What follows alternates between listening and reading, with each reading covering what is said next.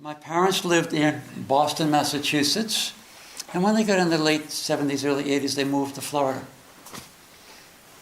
I asked I was living on the island in Fiji, and so I'd call occasionally, and I'd say, what do you like about Florida? Well, my father said, the music of Florida are the ambulances. Everybody's old, everybody's going to the hospital or something, right?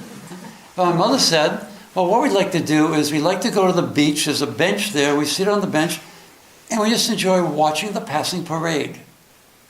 A little poetic way of saying it. I thought it was interesting. Of course, I had no reason to speak about it to anybody. I never did say it about it to anybody. And many years later, my father had a heart attack, and he was rushed to the hospital. There was a gathering that day in Himstami in Fiji. And somebody came forward to Adida and said, now it's called Gerald's father has been rushed to the hospital, he had a heart attack. So he invited me to come and talk to him. And he said, tell me about your father. Tell me about the good man your father was. Well, he and I didn't have such a great relationship. But he did some wonderful things too. So I found all those wonderful things and spoke about those things. And eventually he said, let me hear your love for your father. And I searched for this feeling of love for my father, and I started speaking of my love for my father. And he said, cry for your father. He said, your father's in the hospital dying. He needs to feel your love right now. I didn't actually think the transmission of love worked that way. He said, clearly he needs to feel your love by saying it right now so he can feel it in the hospital right now. And it's important to him, he even said. So I started feeling more emotional. I started crying for my father, talking about my love for my father. And other people came over to me, and they talked about their mothers dying and their love for their parents, and their fathers dying and their love for the parents. And I was there for, I don't know, maybe an hour and a half or something like that, until it was so much, I just had to get away. So I walked to the back of Himstami, and there was a little bench over there. I sat on the bench. And there was a gathering of about 50, 60 people in the room. And they were all mingling and talking or whatever.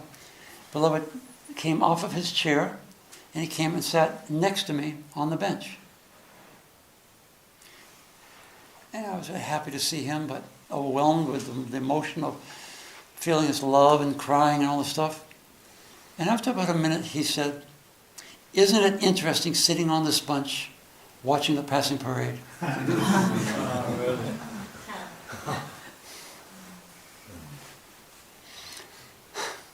I just turned to him and cried. Because had he said to me, I will take care of your father, I accept it or not accept it or whatever, right? But when he communicates something that was a silent, personal relationship thing, that he knew the relationship, right? It was clear to me that he was taking care of my father. And as he says, I bless the parents and all those that have passed and all those that are with us now, all devotees. And the night went on, and I went to bed. My father died that night. The next night, I was sleeping in the men's dormitory, and when I grew up with my parents, they called me Jerry. When I got involved with Beloved, Adida, at some point he said everyone should use more formal names. He called me Gerald, the name I was formally given. Right? Everyone in Fiji knew me as Gerald. In the middle of the night after my father died, I was awakened by his voice saying, Jerry? He had a deep, strong voice. Jerry? No one in Fiji would have called me Jerry. It was his voice, and clearly felt that he had come there. I was just happy that he came there. And I started to talk to him, saying that, I hear you passed yesterday, but I guess it's not so bad because you're conscious now. And thank you for coming to Fiji. And how wonderful that my guru, the Adida, brought you here. So you could see that I'm in good care and that you're being taken care of. And then I felt and you're going in your own transitions now, and surrender and let Adidada take you.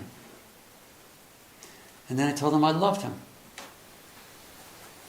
And after a few more seconds, the feeling in the room changed, and he'd gone.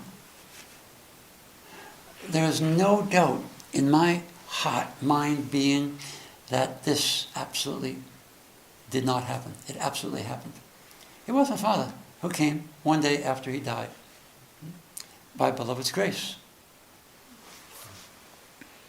Another gift from beloved, Adidada.